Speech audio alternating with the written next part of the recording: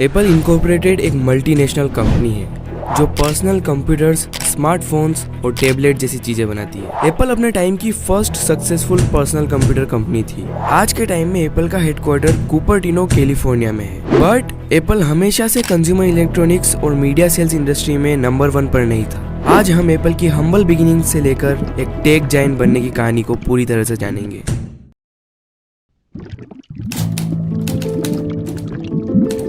Apple company की शुरुआत Steve Wozniak के एक सपने से हुई थी। उनका सपना था कि वो एक पर्सनल कंप्यूटर बनाए। स्टीव वोजनियाक ह्यूलेट पैकार्ड नाम की कंपनी में एक इंजीनियरिंग इंटर्न थे। जब स्टीव ने अपने प्लान को उनकी कंपनी को बताया तो उन्होंने इस प्रोजेक्ट में बिल्कुल भी इंटरेस्ट नहीं दिखाया और इसीलिए फिर स्टीव वोजनियाक ने यह प्लान अपने farmer high school classmate Steve jobs को बताया। जॉब्स को यह आइडिया बहुत पसंद आया और उन दोनों ने मिलकर इस प्रोजेक्ट पर इमीडिएटली काम करना शुरू कर दिया। शुरुआती समय में स्टीव जॉब्स के फैमिली गैराज में उन्होंने कंप्यूटर्स का प्रोडक्शन शुरू किया और कुछ टाइम बाद दोनों के दिमाग में इस कंप्यूटर के लिए एक नाम आया, एप्पल। प्रोडक्शन करने के लिए दोनों को पैसों की बहुत जरूरत थी, इसीलिए शुरुआती टाइम में फंडिंग के लिए जॉब्स ने अपनी वोक्सवैगन मिनी बस बेच दी और वोजनियाक ने अपना प्रोग्रामेबल कंप्यूटर बेच दिया और उन पैसों से जॉब्स और वोजनियाक ने अपने कंप्यूटर का फर्स्ट मॉडल प्रिपेयर किया। उनका फर्स्ट मॉडल बेसिकली एक असेंबल्ड सर्किट बोर्ड था जिसमें कोई भी बेसिक फीचर्स नहीं थे, लाइक कीबोर्ड, मॉनिटर और इवन अ केस।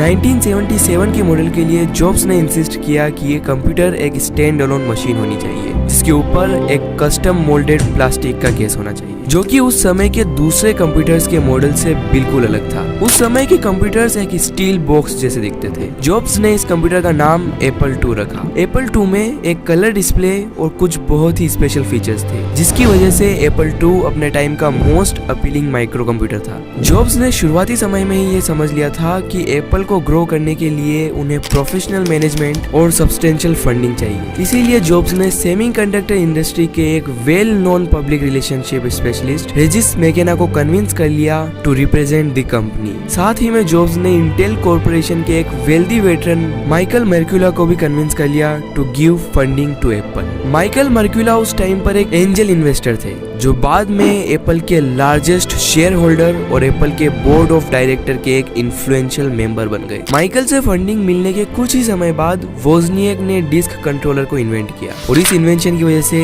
एप्पल एक सक्सेसफुल कंपनी बन गई। उस डिस्क कंट्रोलर का नाम डिस्क 2 था और उसकी प्राइस $495 थी। इस डिस्क के सक्सेसफुल होने का ये रीजन था कि एप्पल 2 में डेटा को स्टोर करने का ऑप्शन दिया गया था और ये डिस्क डेटा स्टोर करने के काम को फुलफिल करती थी। इसलिए जिन जिन लोगों के पास एप्पल 2 था उन सारे लोगों ने इस डिस्क को भी खरीदा। एप्पल का early market primarily education institutions थे। एप्पल ने इन सभी इंस्टीट्यूशंस को काफी लो प्राइसेस में अपने कंप्यूटर्स बेचे और उसके साथ साथ शुरुआती टाइम में एप्पल का कोई कॉम्पिटिटर भी नहीं था। इन 2 रीजंस की वजह से एप्पल ने एजुकेशनल इंस्टीट्यूशन में एक कमांडिंग प्रेजेंस बना ली और इसी वजह से 1990s में प्राइमरी स्कूल के सभी सॉफ्टवेयर्स में एप्पल एक डोमिनेटेड पोजीशन में था और क्योंकि एजुकेशनल इंस्टीट्यूशंस एक बहुत बड़ा मार्केट था, एप्पल के प्रॉफिट भी बहुत ड्रामेटिकली बढ़े। 1980 आते आते एप्पल ने $100 मिलियन से भी ज्यादा कमा लिए थे और अब एप्पल के पास 1000 से ज्यादा एम्प्लॉयज थे। और जब दिसंबर 1980 में एप्पल की पब्लिक ऑफरिंग हुई तो वो 1956 में हुई फोर्ड की पब्लिक ऑफरिंग से भी बड़ी पब्लिक ऑफरिंग थी। 1980 के आखिर तक आते आते एप्पल की $2 बिलियन की वैल्यूएशन फोर्ड की वैल्यूएशन को भी क्रॉस कर चुकी थी। हाउएवर एप्पल को आगे चलकर कंप्यूटर इंडस्ट्री के एक leading player international business machine corporation के कंपटीशन को फेस करना पड़ा जब IBM ने 1981 में खुद के पर्सनल कंप्यूटर्स IBM PC को इंट्रोड्यूस किया।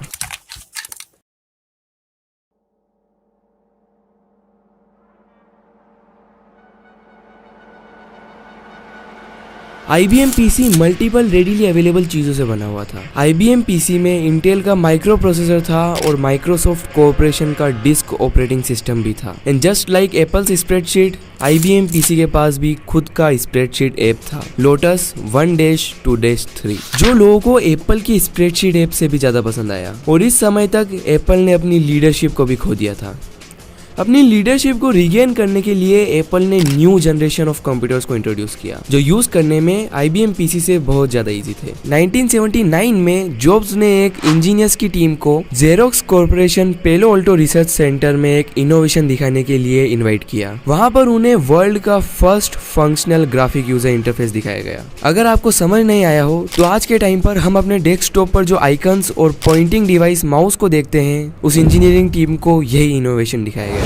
उस टाइम पर दुनिया के किसी भी कंप्यूटर में ये फंक्शंस नहीं थे, इसीलिए एप्पल ने इस इनोवेशन को सजा धजा कर अपने 2 नए कंप्यूटर्स लीजा और मैकिंटोश के रूप में मार्केट में इंट्रोड्यूस किए। जॉब्स अपने कंप्यूटर्स को ग्रेट नहीं, इंसेनली ग्रेट बनाना चाहते थे और इस वजह से उनकी मैन्युफैक्चरिंग कॉस्ट भी बहुत ज्यादा थी और इसी वजह से लीजा और मैकिंटोश कंप्यूटर्स मार्केट में एक हाई $2,500 के प्राइस रेट में उतरे थे। बट इन कंप्यूटर्स के इंसेनली ग्रेट होने के बावजूद मैकिंटोश की सेल्स काफी कम रही क्योंकि मैक की मेमोरी एंड स्टोरेज इनसफिशिएंट थी और उसमें कर्सर की और कलर डिस्प्ले जैसे बेसिक फंक्शन भी नहीं थे। और उन लो सेल्स की वजह से जॉब्स को सितंबर 1985 में एप्पल के CEO जॉन स्कली ने एप्पल से निकाल दिया।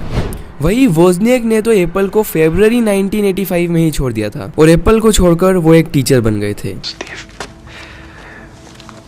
I'm leaving Apple.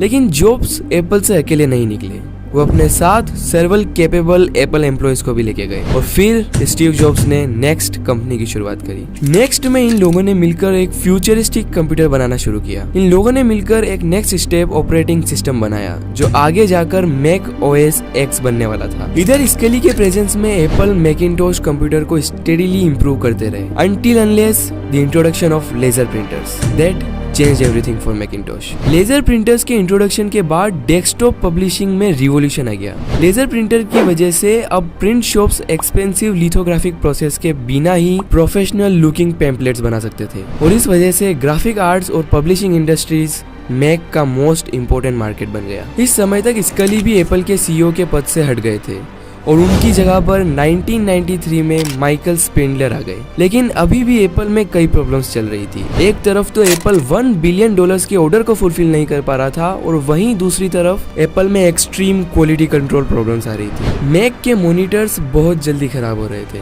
और इन सभी प्रॉब्लम्स के चलते CEO बनने के केवल 3 साल बाद 1996 में माइकल स्पेंडलर को CEO के पद से हटा दिया गया और उनके रिप्लेसमेंट में आए गिलबर्ट F एमिलियो। लेकिन पिछली सभी प्रॉब्लम्स के चलते इस टाइम तक कस्टमर्स मैक की जगह पर विंडोज को चुनने लग गए थे और इसी वजह से एप्पल की फाइनेंशियल सिचुएशन भी बहुत खराब हो गई थी। इसीलिए मैक पर लोगों का भरोसा वापस लाने के लिए दिसंबर 1996 में एप्पल ने स्टीव जॉब्स की नेक्स्ट सॉफ्टवेयर इनकॉर्पोरेटेड को खरीद लिया। Steve Jobs got back into talks with Apple, a company he had been away from for more than a decade. और इस परचेस के बाद स्टीव जॉब्स को भी CEO के एडवाइजर के पोस्ट पर रिटेन कर लिया। बट ऑफ कोर्स बाकी CEOs की तरह ही गिलबर्ट F एमिलियो भी एप्पल को संभाल नहीं पाए और उनके सुपरविजन में एप्पल का वर्ल्ड वाइड मार्केट शेयर 3% तक गिर गया। और इन सभी प्रॉब्लम्स के चलते एप्पल के बोर्ड ऑफ डायरेक्टर्स ने परेशान होकर मिड 1997 में एक सरप्राइजिंग टेम्पररी रिप्लेसमेंट करी और उस सरप्राइजिंग टेम्पररी रिप्लेसमेंट के तौर पर स्टीव जॉब्स को CEO बना दिया। तो फाइनली 1997 में स्टीव जॉब्स ने जिस कंपनी को को फाउंड किया था वो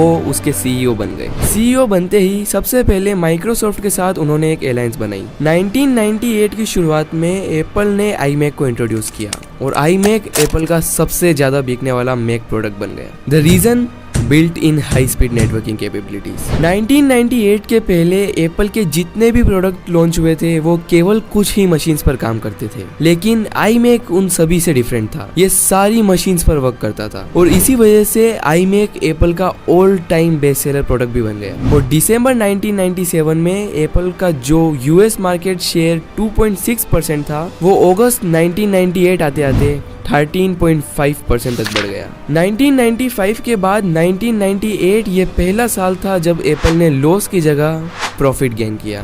2001 में एप्पल ने iTunes इंट्रोड्यूस किया एक कंप्यूटर प्रोग्राम जो म्यूजिक प्ले कर सकता था और म्यूजिक फाइल्स को MP3 में कन्वर्ट कर सकता था। उसी साल एप्पल ने आईपॉड को भी इंट्रोड्यूस किया, जिसने बहुत ही जल्दी मार्केट को डोमिनेट कर लिया। आईपॉड के फर्दर अपडेट्स भी आए, जैसे आईपॉड सेकेंड जनरेशन, जिसमें स्टोरेज कैपेसिटी ज्यादा थी एंड स्टिल उसकी साइज Gen 1 से भी कम थी। उसमें वीडियो प्लेबैक और कलर स्क्रीन जैसे कई फीचर्स थे और इन्हीं सभी फीचर्स की वजह से आईपॉड की सेल्स और भी ज्यादा बढ़ गई। अब क्योंकि एप्पल सॉन्ग्स के बिजनेस में घुस गया था, 2003 में एप्पल ने मेजर सॉन्ग्स एल्बम्स की डाउनलोडेबल कॉपीज बेचना शुरू कर दी और 2006 आते आते एप्पल ने अपनी वेबसाइट से 1 बिलियन से भी ज्यादा सॉन्ग्स और वीडियोस को बेच दिया। और उसके बाद शुरुआत हुई 2007 की, एक ऐसा साल जिसने एप्पल को सक्सेसफुल बिजनेस से एक जायंट बना दिया, इनफैक्ट दुनिया की सबसे बड़ी कंपनी बना दिया।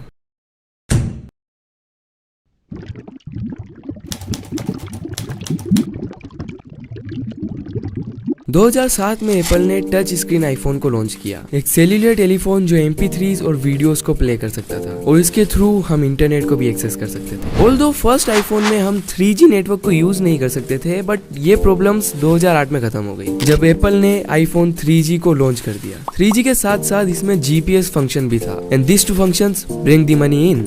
आईफोन 3G के लॉन्च के पहले 3 दिन में एप्पल ने इसकी 1 मिलियन यूनिट्स बेच दी। 2008 में ही एप्पल ने ऐप स्टोर को इंट्रोड्यूस किया, जहां पर एप्पल यूजर्स एप्लीकेशंस खरीद सकते थे। फिर अगले साल भी सब कुछ एग्जैक्टली सेम रहा। 2009 में एप्पल ने आईफोन 3GS को लॉन्च किया और इसके लॉन्च के भी पहले 3 दिनों में एप्पल ने आईफोन 3GS की 1 मिलियन यूनिट्स बेची। बाकी सारी फीचर्स के साथ साथ आईफोन 3GS में 2 नए फीचर्स थे। First, voice activated controls and second, peer-to-peer play of electronic games with other iPhone users। ये फीचर सोली सोनी के PSP गेमिंग डिवाइस से कंपटीशन करने के लिए बनाया गया था। 2010 में एप्पल ने लॉन्च किया आईपैड को, एक टच स्क्रीन डिवाइस जो एक कंप्यूटर की साइज से आधी साइज का था। आईपैड में आईफोन के सारे फीचर्स के साथ ही में एप्पल ने आईपैड में 5 major publishers Penguin, Harper Collins, Simon and Schuster, Macmillan and Hachette के साथ कोलैबोरेशन किया और इस कोलैबोरेशन की वजह से एप्पल ने आईपैड की खुद की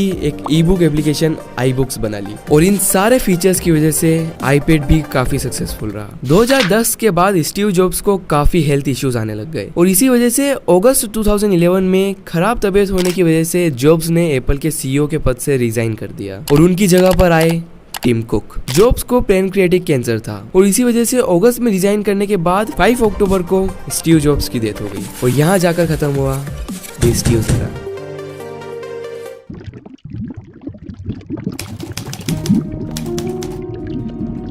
टिम कुक ने अपने शुरुआती सालों में कोई भी नया आईफोन लॉन्च नहीं किया। This is my first product launch since being named CEO. I'm sure you didn't know that. बल्कि उन्होंने पुराने आईफोन्स के नए वर्जन्स निकाले, जैसे कि आईफोन 4S, जिसमें हमें एक बहुत ही स्पेशल फीचर देखने को मिला, पर्सनल असिस्टेंट प्रोग्राम, जिसे आज के टाइम पर हम फेमसली सीरी के नाम से जानते हैं। आईफोन 4S 2011 में ही लॉन्च हुआ था और उसके बाद 2012 में आईपैड मिनी लॉन्च हुआ। ये ऑफ कोर्स आईपैड का मिनी वर्जन था और 2015 में आईपैड प्रो लॉन्च हुआ जो आईपैड का लार्जर वर्जन था। तो 2011 से 2015 तक किसी भी कंप्लीटली नए प्रोडक्ट की जगह ये अपडेटेड वर्जन ही लॉन्च हुए थे। उसके बाद 2015 में एप्पल ने अपनी स्मार्ट वॉच को लॉन्च किया एंड 2016 में एयरपोर्ट को लॉन्च किया और ये दोनों ही प्रोडक्ट्स अपने अपने मार्केट में टॉप सेलर्स थे और एप्पल के इन सारे प्रोडक्ट्स की पॉपुलैरिटी की वजह से 2018 में एप्पल दुनिया की पहली $1 ट्रिलियन की कंपनी बन गई और 2 ही साल बाद एप्पल ने इस फिगर को जस्ट डबल कर लिया और एप्पल $2 ट्रिलियन की कंपनी बन गई। और इसके बाद 3 जनवरी 2022 को एप्पल दुनिया की पहली कंपनी बन गई टू रीच $3 ट्रिलियन वैल्यूएशन। तो ये थी एप्पल की इनसेन स्टोरी। अगर आपको ये डॉक्यूमेंट्री पसंद आई हो तो प्लीज चैनल को सब्सक्राइब कर देना। Until then I will meet you in next documentary.